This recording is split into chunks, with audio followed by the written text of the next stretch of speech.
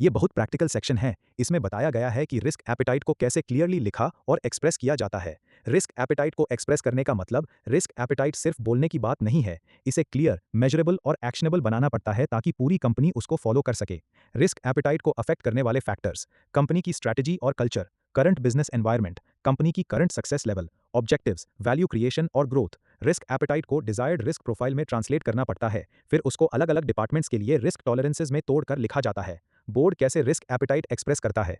Board generally metrics, numbers के through risk appetite बताता है, जैसे एंटरप्राइज वाइड मैट्रिक्स पूरी कंपनी के लिए, सॉल्वेंसी लेवल कितना कैपिटल बफर रखना है, credit rating AAA etcetera, earnings volatility profit कितना अप डाउन हो सकता है, economic value risk category wise examples table से, इंश्योरेंस रिस्क कैट फंड इन 250 साल वाले बड़े क्लेम का मैक्सिमम लॉस कितना एक्सेप्ट कर सकते हैं, लिक्विडिटी रिस्क लिक्विड एसेट से फंड इन 250 साल के स्ट्रेस सिनेरियो तक का लॉस कवर करने की capacity, market risk overall financial market risk का ग्लोबल लिमिट, क्रेडिट रिस्क एक बोरोवर या सेक्टर में maximum exposure, operational risk business interruption से मैक्सिमम एक्सेप्टेबल लॉस। की practical points: risk appetite statement को सिंपल और शॉर्ट रखना बेटर होता है। ये बिजनेस प्लान 3 to 5 साल के हिसाब से बनाया जाता है। रिस्क मैनेजर्स का काम है इसे पूरी ऑर्गेनाइजेशन के अलग अलग लेवल्स पर ब्रेक डाउन करना, overall, department, individual. Multinational companies के लिए ये चैलेंजिंग होता है क्योंकि अलग अलग कंट्रीज में अलग रूल्स होते हैं। रियल लाइफ इंग्लिश एग्जाम्पल: एक बैंक का रिस्क एपेटाइट स्टेटमेंट कुछ इस तरह हो सकता है: हम ओवरऑल सॉल्वेंसी रेशियो 14% से ऊपर रखेंगे,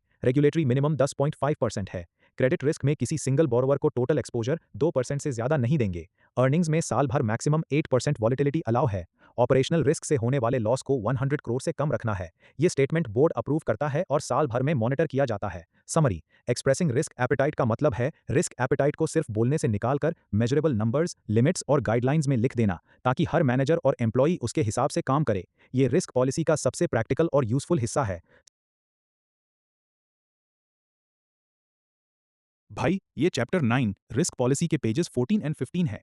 ये सेक्शन रिस्क एपेटाइट स्टेटमेंट का रियल लाइफ एग्जांपल और प्रैक्टिकल एस्पेक्ट्स दिखाता है।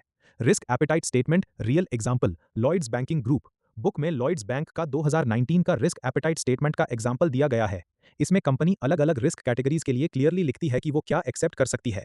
क्रेडिट रिस्क मंथली बेसिस पर बोर्ड मेट्रिक्स से मॉनिटर होता है। Geographic concentration, single name customer concentration, mortgage exposure, loan to value ratios, higher risk sector concentration, leveraged exposure, equity exposure, affordability और new lending quality जैसे चीजें cover की जाती है। कॉन्डक्ट रिस्क: हम किसी भी एक्टिविटी से सिस्टमैटिक अनफेयर कस्टमर आउटकम्स नहीं चाहते। Operational risk: customers, employees, share holders और स्टेक होल्डर्स के इंटरेस्ट्स को प्रोटेक्ट करने के लिए डिजाइन किया गया है। हाई लेवल स्टेटमेंट्स हैं जिसमें लिमिट्स और ट्रिगर्स बोर्ड अप्रूव करता है। एग्जाम्पल: फाइनेंशियल लॉस के मामले में हम बजटेड ग्रुप इनकम से ऊपर क्यूमुलेटिव ऑपरेशनल लॉस नहीं चाहते।